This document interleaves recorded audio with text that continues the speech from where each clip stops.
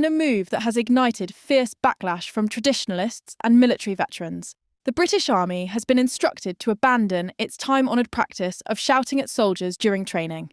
According to a recent report in Soldier magazine, Warrant Officer Matt Howarth declared the era of the shouty drill sergeant, immortalised in films like Full Metal Jacket, as long gone. Instead, officers are being urged to adopt a softer, more empathetic leadership style. Likened to the calm demeanour of footballer David Beckham, to better connect with today's recruits, who are perceived as increasingly sensitive and in need of a gentler approach. This seismic shift in military culture has raised alarms among Conservatives and former servicemen, who warn it risks undermining the very discipline and resilience that define an effective fighting force. This is an intriguing one, isn't it? I know we've got lots of recruitment issues in the army, but should we be very sensitive with these junior soldiers? What do you make of it? Absolute nonsense. And of course, look, shouting, you just said it, and you're right, shouting orders and drills on the battlefield, it's a necessity. And it also instills urgency.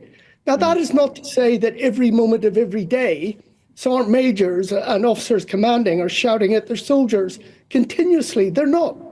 But next month, we're going to have the King's birthday parade, on Horse Guards parade, and you will hear the officers commanding and some of the NCOs shouting. It's so that they can be heard, quite frankly. Whispering is not an act of war, I'm afraid. And yet there is this stereotype of British Army officers sort of up in the face of their subordinates, shouting directions, shouting orders, wonderfully parodied in the likes of Monty Python. I mean, you say that doesn't happen all the time, but where does the stereotype of these sort of senior officers always shouting come from? Yeah, I think it probably goes back to national service days, when people weren't volunteering. They were being conscripted into the military for a couple of years.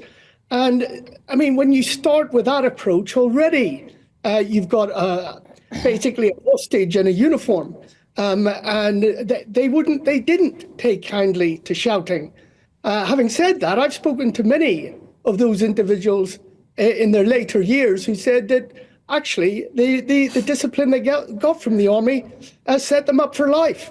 Former British Army spokesperson Major Michael Shearer didn't mince words, branding the policy absolute nonsense in a scathing rebuke.